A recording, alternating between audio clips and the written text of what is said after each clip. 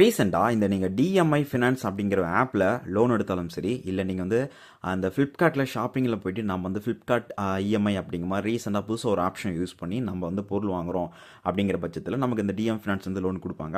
அப்படி லோன் கொடுத்தாங்க அப்படின்னா, இப்போ நீங்கள் வந்து உங்களுக்கு கண்டிப்பாக நீங்கள் அந்த டிஎம் ஃபினான்ஸ் வந்து லோன் எடுக்கும்போது உங்களுக்கு ஆட்டோ டெபிட் எனபிள் ஆகிடும்.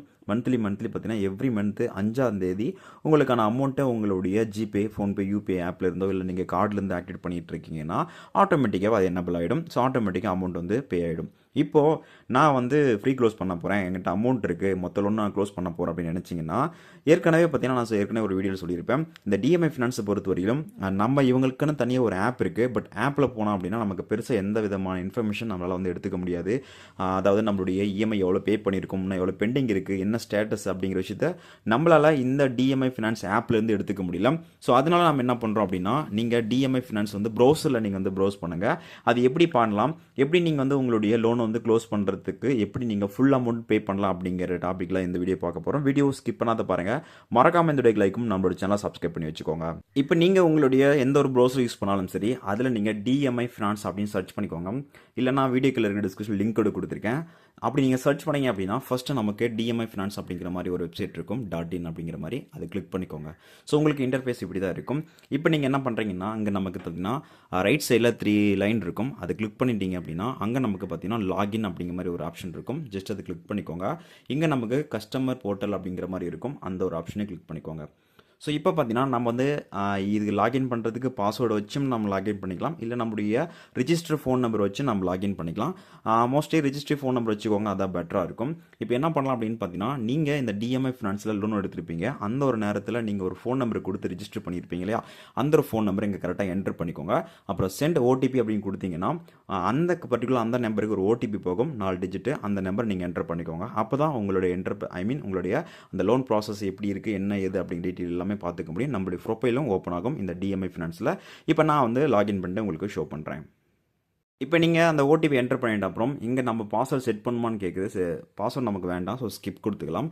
ஸ்கிப் கொடுத்தீங்க அப்படின்னா அடுத்த பட்சம் நம்மளுடைய அந்த ப்ரொஃபைல் ஓப்பன் ஆக ஆரம்பிச்சிடும். ஸோ இப்போ பார்த்தீங்கன்னா நம்மளுடைய அந்த லோன், அதாவது நீங்கள் டேரெக்டாக இந்த டிஎம்ஐ ஃபினான்ஷியல் லோன் எடுத்திருக்கீங்களா, இல்லை வந்து ஃப்ளிப்கார்ட் அந்த மாதிரி ஷாப்பிங்லேருந்து நீங்கள் லோன் எடுத்திருக்கீங்களா அப்படின்னு கேட்கும். ஸோ நான் பார்த்தீங்கன்னா ஷாப்பிங்கில் எடுத்திருக்கேன். ஸோ அதனால் எனக்கு மென்ஷன் ஆயிருக்கு. ஓகே, இப்போ பார்த்தீங்கன்னா நம்மளுடைய அமௌண்ட்டை நம்ம எப்படி பார்த்துக்கலாம் அப்படின்னா, இங்கே நமக்கு வியூ அப்படின்னு இருக்கும். ஜஸ்ட் அதை கிளிக் பண்ணிக்கலாம். ஸோ வியூ கிளிக் பண்ணாவே நம்மளுடைய ஆல்மோஸ்ட் நம்மளுடைய லோன் ஸ்டேட்டஸ் எல்லாமே நம்மளை வந்து ஈஸியாக வந்து பார்த்துக்க முடியும். இங்கே மை அக்கௌண்ட் சம்மரி அப்படிங்கிற மாதிரி வந்திருக்கும்.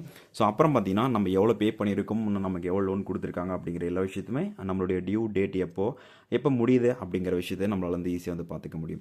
ஸோ இப்போ நம்ம என்ன பண்ணலாம் அப்படின்னு பார்த்தீங்கன்னா, இங்கே எகெயின் இப்போது லெஃப்ட் சைடில் நமக்கு 3 டாட் இருக்கும். ஜஸ்ட் அதை கிளிக் பண்ணிக்கோங்க. எகெயின் இதில் பார்த்தீங்கன்னா நமக்கு வந்து ரீபேமெண்ட் சம்மரி அப்படின்னு இருக்கும். ஜஸ்ட் அதை கிளிக் பண்ணிக்கலாம். ஓகே, ஸோ இப்போ நம்ம வந்து ரீபேமெண்ட் சம்மரி அப்படிங்கிற மாதிரி இருக்குது. இப்போ வந்து நீங்கள் வந்து க்ளோஸ் பண்ண போகிறீங்க. நான் இஎம்ஐ பே பண்ணியிருக்கேன், பட் இப்போ என்கிட்ட அமௌண்ட் இருக்குது, அதனால் நான் க்ளோஸ் பண்ண போகிறேன் அப்படின்னாவே இந்த ப்ரீபேமெண்ட் சம்மரியில் போனீங்க அப்படின்னாவே இங்கே பார்த்தீங்கன்னா பே நவ் அப்படிங்கிற மாதிரி ஒரு ஆப்ஷன் இருக்கும். ஸோ மொத்தமாக வந்து நீங்கள் வந்து பே பண்ணுறதுக்கான ஆப்ஷன் வந்து கொடுத்துருப்பாங்க. ஸோ இப்போ ஜஸ்ட் நீங்கள் பே நவ் அப்படின்னு கொடுத்தீங்க அப்படின்னா ஆட்டோமேட்டிக்காகவே உங்களுக்கு வந்து அந்த யூபிஐ ப்ராசஸில் வந்து போக ஆரம்பிச்சிடும். ஸோ இது மூலிமா நீங்கள் உங்களுடைய லோனை ஈஸியாக நீங்கள் வந்து க்ளோஸ் பண்ணுறதுக்கான ஆப்ஷன் இது மூலிமா வந்துடும். ஸோ இப்படி பண்ணுறதுனால பார்த்தீங்கன்னா உங்களுக்கான அதாவது இன்ட்ரெஸ்ட் இல்லை, நான் பிஃபோரே க்ளோஸ் பண்ணுறேன் அப்படிங்கிற பட்சத்தில் இந்த டிஎம்ஐ ஃபினான்ஸில் இந்த மாதிரி தான் நீங்கள் வந்து லோன் வந்து க்ளோஸ் பண்ணிக்க முடியும். ஸோ ட்ரை பண்ணி பாருங்கள். ஆல்மோஸ்ட் நீங்கள் இஎம்ஐ பண்ணுறீங்க அப்படிங்கிற பட்சத்தில் உங்களுக்கு ஆட்டோமேட்டிக்காக யூபிஐ யூஸ் பண்ணி நமக்கு ஆட்டோ பேமெண்ட் வந்துடும். அதனால் ஆட்டோமேட்டிக்காக வந்து பேமெண்ட் வந்து எடுத்துப்பாங்க. நீங்கள் இது க்ளோஸ் பண்ணிட்டு அதுக்கப்புறம் அந்த ஆட்டோ பேமெண்ட் அப்படிங்கிற ஆப்ஷன் வந்து ஆஃப் பண்ணிட்டீங்கன்னா ஆல்மோஸ்ட் உங்களுடைய லோன் வந்து க்ளோஸ் ஆகிடும். உங்களுக்கு அந்த என்ஓசியும் அனுப்பி விட்டுருவாங்க. ஸோ ரொம்ப சிம்பிள் தான். மேலும் இதில் உங்களுக்கு டவுட்ஸ் இருந்துச்சுன்னா மறக்காமல் கமெண்ட் பண்ணுங்கள்.